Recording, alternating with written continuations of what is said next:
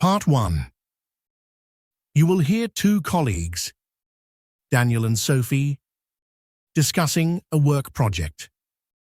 First, you have some time to look at questions 1 to 5.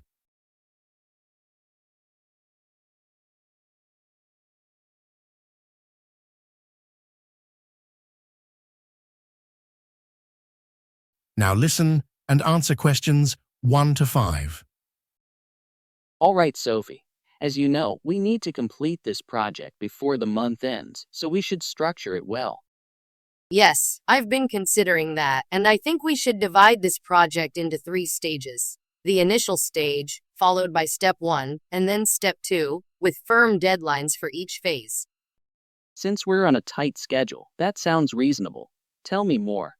The initial stage is quite straightforward. We simply need to secure a venue or a spot for our discussions, and this place needs to be fairly spacious. Of course, and we should also determine what resources we require. Remember the previous project when we ran out of screens to showcase our ideas? We lost valuable time because of that. Yes, that was a rough beginning. That's why I've allowed only 4 days for step 1 once the initial stage is complete. That will be the planning phase, where we draft our layouts. We'll need Clara to be involved. And Ethan. Yes, but not Rachel. As much as I'd like her in the team, she has too much on her plate. Let's just take James instead. He'll be a good fit. Agreed. James may not have as much knowledge as Philip, but I think he'll handle this task well.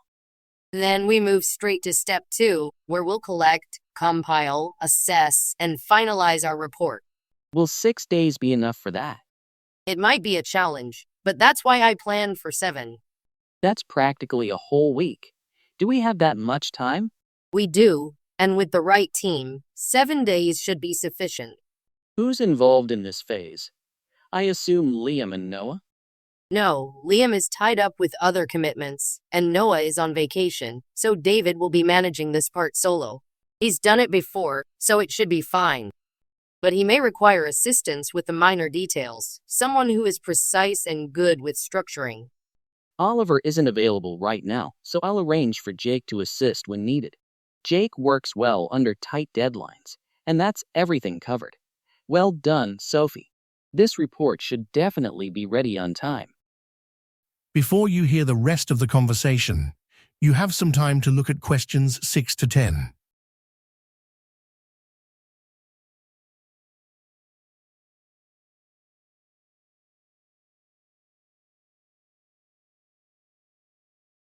Now listen and answer questions 6 to 10.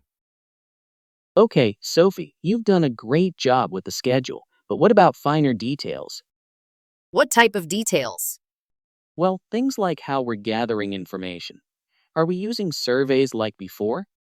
I considered online forms to collect feedback, but those often generate unhelpful answers. I believe speaking to people directly is the most effective method, so that's what we'll do.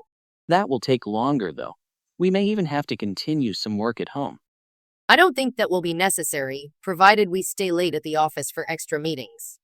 That's better than arriving early. No one is productive in the morning. Also, the final document will require at least 3 supplementary sections.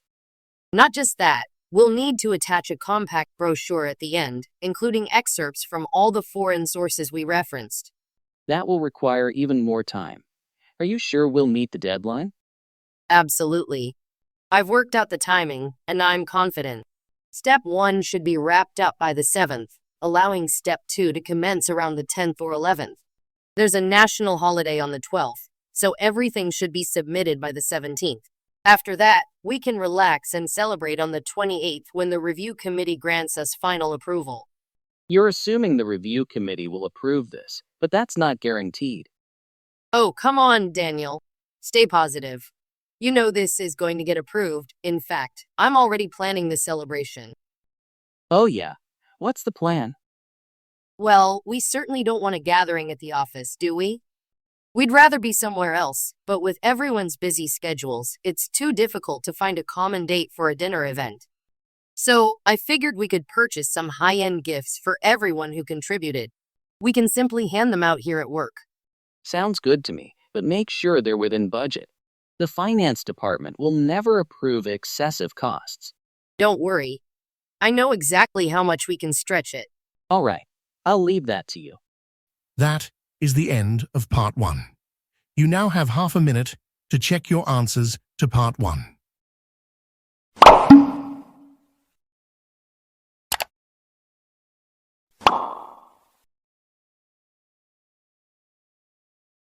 Part 2. You will hear a worker explaining the repair schedule for a facility after heavy winds. First, you have some time to look at questions 11 to 15.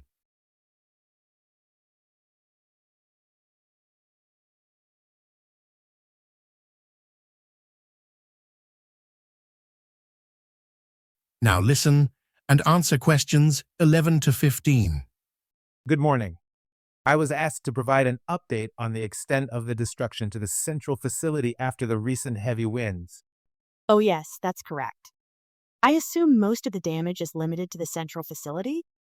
That's right, mainly because the structure is quite old. Fortunately, though, the harm is minimal, and our crew of 6 can have everything repaired within a day.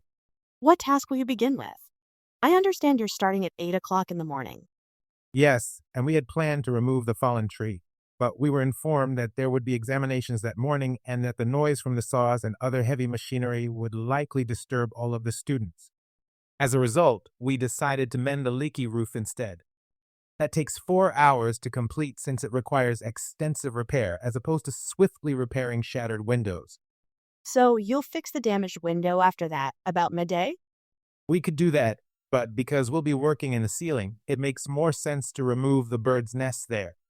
It's a little work, but crawling within the ceiling hollow is a strenuous activity that will take approximately an hour. But this is fine since the examinations should be completed by then, and we can deal with the blown over tree during our 1-hour lunch break. It will be rather noisy dealing with it, but it will be completed by 3 p.m. Some of our employees will then go to address problems at another location. A neighboring office need a new window, but 2 of us, including myself, will stay to paint over that discolored piece of wall in your office. That's great news. It looks awful right now.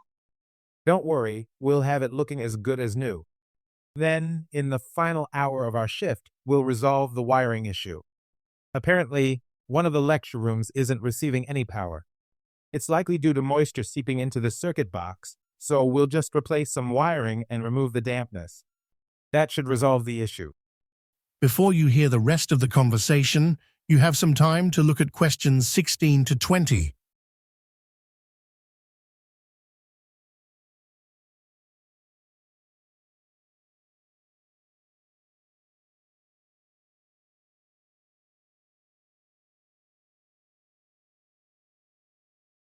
Now listen and answer questions 16 to 20. I really appreciate the effort you and your team are putting into restoring everything here. But I do have one small request. Of course. What is it? You mentioned repainting the back wall of my office. Will you be using the original color? Yes, it will be painted in a fresh coat of light gray. Well, that's what I wanted to ask about. I'd prefer a green shade to better complement the furniture. The furniture is actually brown, but I think green would go well with it. Can you accommodate that? Absolutely. Green it is.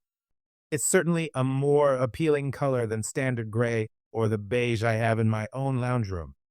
We'll also leave a small container of paint for you in case any touch-ups are needed later. I'll store it in the maintenance shed, the one close to the main hall. By the way, regarding the birds in the ceiling, I checked and I could hear chirping, which means there are young ones inside. I just thought you'd like to know that we can hand them over to an animal sanctuary. There's one in the nearby district, so it won't be much trouble. Or perhaps one of our staff members could take care of them. I know a colleague who has experience raising birds. The sanctuary would be a more suitable choice, as the staff there are trained to handle wildlife. As for that fallen branch, we'll chop it into smaller sections and use it as firewood for my place, so it won't go to waste, though burning wood does create some emissions. However, I have an approved permit for my fireplace, so there shouldn't be any objections. I also noticed the institution has a compost bin for smaller debris, twigs, leaves, and bark, so we'll dispose of the smaller materials there. You do have some waste heaps out back, but composting means the material will be repurposed, which is far better for the environment. Rest assured, we'll make good use of that. That is the end of Part 2. You now have half a minute to check your answers to Part 2.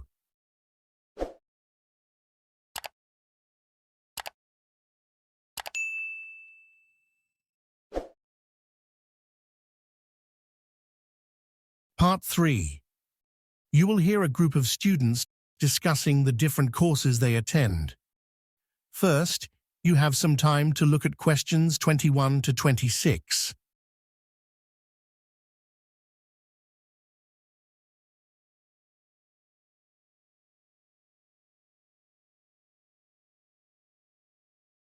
Now listen and answer questions 21 to 26. Well, everyone, we're nearly at the end of our third semester at this college. What are your thoughts on the courses we're taking? Overall, I'd say they're quite engaging, except for economic history, which I find to be a bit too vague. Yes, and the lecturer's delivery is incredibly monotonous. I completely agree with that, though I'd say the course textbook is more engaging. Global Economy. The subtitle says, An Analysis of Economic Transitions in the Modern Era. Yes, Global Economy is a well-written book, but look how thick it is, 502 pages. I know, it's just too lengthy to be easily absorbed, though some sections are quite insightful. Right, and when you compare it to the textbook for social anthropology, what's the name again? Cultural Dimensions, I believe. No, that's the book for media analysis, which we completed last term. The book you're thinking of is Society Lens. Oh, you're right, Through Society's Lens. And its subtitle reads, A Comparative Study of Diverse Communities. Fairly interesting, wouldn't you say? Well, somewhat, just like the subject itself, since it explores such a broad range of topics. But the book really oversimplifies some very intricate concepts. Exactly. That oversimplification really bothered me. Real-life social structures are much more complex than the book suggests. Yes, but what you call oversimplification could also be considered clarification. Take this other book, Governance and Society. Some might argue that it also oversimplifies, but it needs to do so to provide a clear overview of a similarly intricate subject. Governance and Society. Which course is that for? That's the textbook for political structures. Ugh, I can't stand politics. That's why I don't enjoy strategic leadership either. And the material in that political structures book is mostly about European systems. You see, it's authored by European scholars, so it doesn't really apply to us here. I completely agree. It's not relevant at all since our system follows a completely different model. Yes, that's definitely an issue. Before you hear the rest of the conversation, you have some time to look at questions 27 to 30.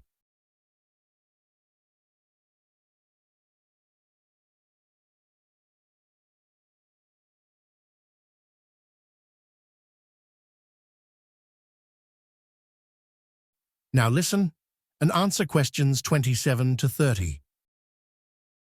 So it looks like we all have some critiques about the books we're using. But at the same time, we do appreciate certain aspects of the subjects we're studying. Mark, what's your favorite subject? I'm not sure. I do like political structures, but Social anthropology is hands down the best, even better than political structures, which I also enjoy, but just not as much. why do you say that, James? I was actually considering economic history as my top choice. Economic history is decent, but I chose social anthropology because it's so applicable to contemporary society. But so is economic history. Plus, I like the historical aspect, which the other courses lack. Even political structures only touches on history briefly and in a very narrow way, so for me, economic history is the most rewarding. I think economic history is certainly valuable, but political structures is, in fact, The most important because at the core of it, every aspect of human society is shaped by governance. So, even if some details seem irrelevant, the fundamental principles remain as applicable as ever. Oh, Lisa, you can't be serious. Let's ask Emma. She's right over there. Emma, which subject do you think is the best? Oh, that's a tough question. I'm really interested in cultural studies, so social anthropology is definitely something I love. But I'm also passionate about policymaking and hope to work in that field. So I have to say political structures is my top pick. I don't believe it. Even with that outdated textbook? Don't mind him, Emma. You're entitled to your own opinion. That is the end of Part 3. You now have half a minute to check your answers to Part 3.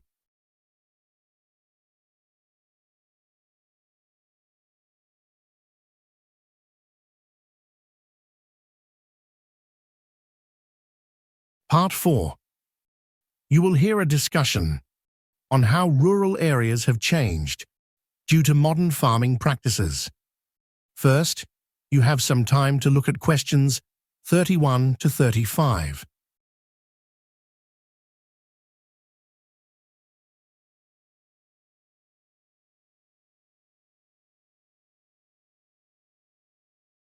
Now listen and answer questions 31 to 35. If you think back to farms in the past, the kind your grandparents or great-grandparents might have known, they were small and required a lot of manual labor, relying heavily on human workers. Additionally, these farms typically produced a range of goods, both plant-based and livestock-related. For instance, they might have raised goats and cattle, or perhaps cultivated apples and pears, alongside a few rows of strawberries and some ducks for egg production. The many farmhands who worked on these properties supported their families, which created demand for services such as schools, medical centers, and retail businesses. As a result, rural towns flourished, with busy streets, thriving businesses, and a strong sense of community where people of all ages played an active role in local traditions. But how things have changed. If you visit any rural township in most industrialized nations today, you will frequently find that these areas have become quiet and almost abandoned, lacking the vibrancy they once had. Many former residents have relocated to metropolitan areas, leaving the countryside sparsely populated and main streets nearly deserted. This trend is so common that it even has a formal name, rural depopulation or countryside decline, and it has led to several predictable issues. One of the main reasons behind rural depopulation is the mechanization of agriculture. This can be seen in two significant ways, the first being specialized crop or livestock production. Rather than having mixed farming systems, it is now more profitable to focus on a single type of produce and optimize all conditions for its growth. For instance, poultry farms today tend to raise only chickens, but on an enormous scale. This connects to the second aspect, mass production methods. Instead of housing a few hundred chickens, a modern facility might hold several thousand in confined areas, using high-tech waste management and robotic feeding systems.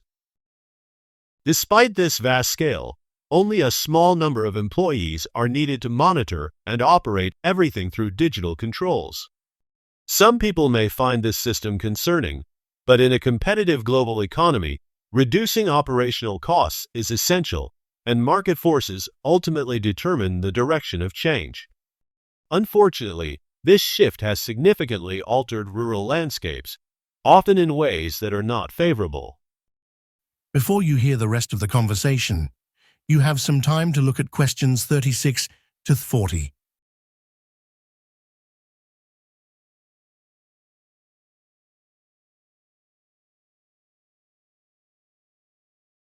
Now listen and answer questions 36 to 40. There is no shortage of discussions about the problem of rural decline, but what about possible solutions? Fortunately, there are reasons for optimism, as many people are beginning to recognize the drawbacks of expanding urban centers, problems that are often absent in country settings. Tourism, for example, presents a viable path for economic recovery and growth. However, it is critical that local communities themselves take the lead in planning and decision-making, as external agencies, such as national policymakers or urban developers, may lack the necessary understanding of the region's unique characteristics, its potential opportunities, or its cultural heritage. Even small settlements can be distinctly different from their neighbors. A good example is the town of Glenwood, which has built a tourism industry around its natural springs, promoting the idea that these springs offer therapeutic and wellness benefits. This has led to the establishment of wellness retreats, steam baths, and boutique lodgings within its scenic valleys. Another promising strategy is to make use of the region's dominant agricultural product. Many city dwellers have grown wary of mass-produced, highly processed food items and are increasingly drawn to products that can be purchased directly from farmers at a lower cost, while retaining their original quality and freshness. To succeed in this, rural communities must not only have a signature product, but also market it effectively. For example, several districts in southern New South Wales have become known for their olive groves and artisanal oil production, which have attracted a strong customer base, including international visitors. Similarly, the town of Redbank is celebrated for its organic berries, Hamilton for its handcrafted dairy products, and Sunridge for its high-quality stone fruits. When implemented correctly, such initiatives provide hope that rural areas can regain some of their former vitality and once again become dynamic and desirable places to live. That is the end of Part 4. You now have half a minute to check your answers to Part 4.